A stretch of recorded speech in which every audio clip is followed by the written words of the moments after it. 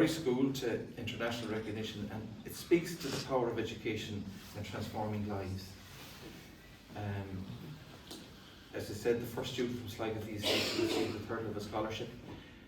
So it's an inspiration for every one of you young people here today, and for those of you that feel you haven't finished yet and you want to continue on with further life learning.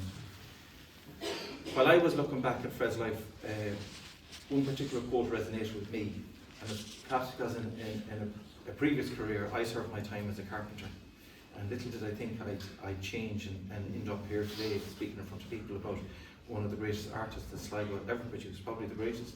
But I think I understand the relationship between the craftsperson and the material. And because he once said, and I quote him, "The stone I carve is millions in years of age. It is old and stubborn and reluctant to change, but change it must. For that is the challenge of the sculptor. The marriage of man and stone, through spirit, thought and toil, wrestles the form into a unity of the sculpture. To appreciate sculpture is to look, to touch, to sense, to learn and to communicate." That's what he said. And for the young people in the room, there's a lesson in that. Like the sculpture with the stone, the students must challenge themselves to learn, to grow, and to shape their future through determination and effort. Education is not just about absorbing knowledge, it's about questioning and exploring and creating. And like a piece of stone, a young mind may at first seem set in its way, but through learning and experience it can be shaped into something extraordinary. Fred's work was also deeply influenced by Irish mythology, a tradition rooted in storytelling, and MacFurbish was born here, not far from here. The passing of wisdom through generations. His sculpture, The Death of Seymour in Ballyshannon, that I've seen myself, is a striking example of how history and legend inspire art, and in many ways education does the same. It connects us to the past while preparing us for the future. So now this sculpture is going to be a permanent part of Conlon Easkey, and it's a powerful reminder of his journey. It represents growth, illumination, and the passing of knowledge. And how fitting then that Fred's work will continue to inspire the students here in the very place where his own creative journey began. So on behalf of him as I to be, and I see Joe here as our chair of our board, I extend my sincere thanks to Kathleen and Nigel, to Kathleen, Finn and Elaine for the part that you've played in Fred's journey, and to Conlon Easkey for ensuring that his legacy will continue to inspire students for years to come. Thank you.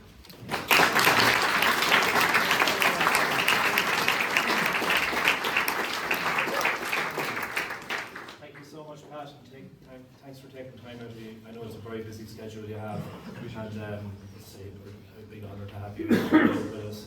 And of course the chair of MSL ETB, Mr. Joe Queenan as well.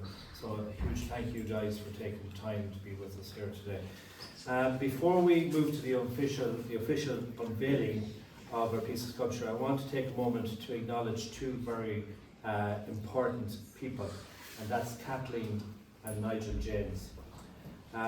Kathleen is Fred's first cousin, but also a dear friend, and someone who understood and cherished Fred's talent, his vision, and his deep connection to this place. Alongside her husband Nigel, she has shown incredible generosity in ensuring Quincy Gale finds its rightful home here in our school, where Fred's journey began. Kathleen and Nigel, through this extraordinary gift, you've not only honoured Fred's legacy, but also enriched the lives of generations of students that will pass through these doors. And on behalf of the entire school community, we thank you. And now it's my great privilege to invite Kathleen and Nigel to step forward and to unveil on Quincy Gale, so it may shine bright for all to see.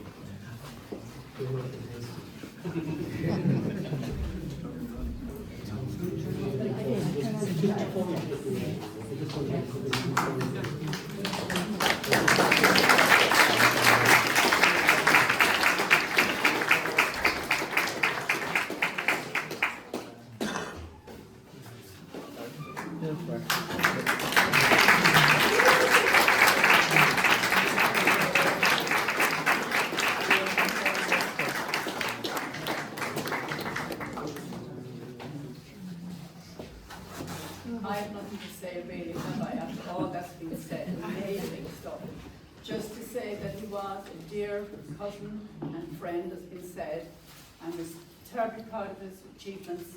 We're also very proud of him too. Just to say thank you all very much, and thank you to Thomas and to Kathleen for enabling this to happen today.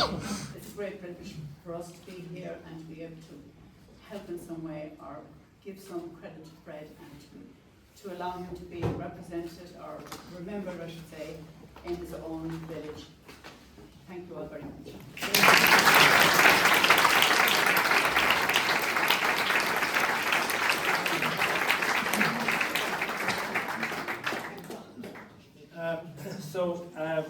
As a French Gale is now unveiled before us, I hope we can all take a moment to appreciate its beauty of this piece, but also the legacy it represents. Fred Conlon's vision, creativity and passion for his craft continues to inspire, and this sculpture will serve as a lasting tribute to this remarkable journey, one that began right here in our school. But before we conclude, I would like to take a moment to acknowledge three very special individuals who have played an important role in today's event. Firstly, to Minister Marion Harkin for taking time to be with us today and sharing such meaningful words on the impact of education and scholarships. And as a token of appreciation, I would like to invite Oisin Boylan to present you with a bouquet of flowers.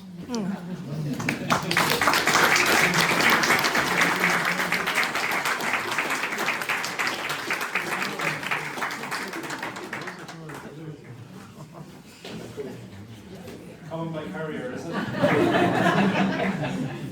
Thinking them. Just ran out of diesel halfway down the road. So actually, I'd like you to present a bouquet of flowers.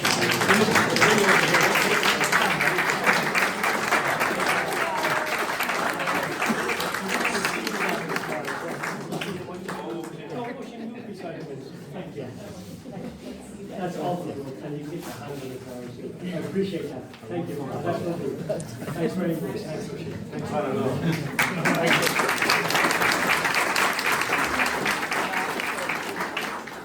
Secondly, to Kathleen James, Fred's dear cousin, whose generosity made today possible. Without your kindness, I suppose today wouldn't be able to happen. So I invite Fia Ritchie to present you with a bouquet as a small gesture of our gratitude.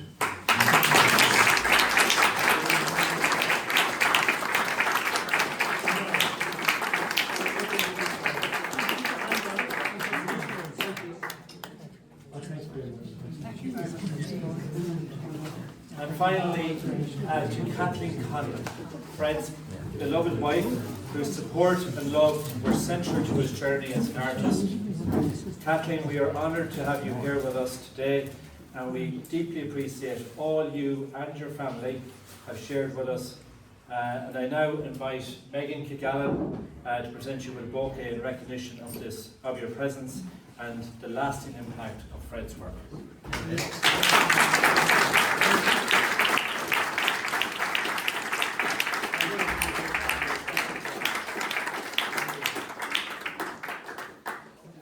Megan, stay where you are, and that's lovely.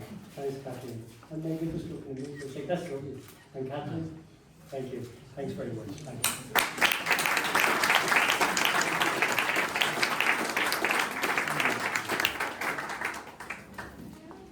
Just before we finish, I'd also like to remind you that Fred's work, along with the sculptural works of his son Finn, are currently on exhibition in the Hamilton Gallery on Castle Street in Sligo until March 1st. I know a group of our students went in yesterday and sketched a number of the pieces, and we also had a fantastic presentation from Martin Inright on Tuesday. So it very much has been a Fred Conlon week here in the school, and a huge thanks to Martin for his just inspirational presentation on Tuesday, and it definitely has rubbed off on a lot of our students, so thanks so much, Martin.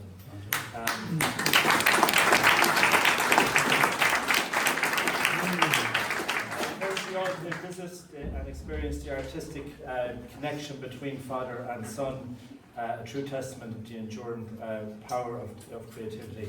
And I know there's a bus organised as well through Easkey Enhancement. If anyone wants to, there's a bus from Easkey, a number of people that are interested in Fred's work, and if you contact Debbie just at the end, it would be wonderful to see a group travel from Easkey down to see such wonderful work.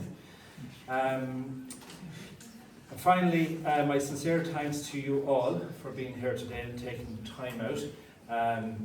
To our distinguished guests, Fred's family, to our students and staff, thanks for making it such a memorable occasion. May an Fuinche Gael continue to inspire all that pass through these doors, reminding us of the power of knowledge, creativity, and the remarkable legacy of Fred Conlon. And a few thank yous, I suppose. A big thank you to our woodwork department for constructing this, and Jason and Anya for decorating it at very short notice, and for our fifth year girls who are going just looking after all the catering. And I can't go without thanking Laura McGuire here.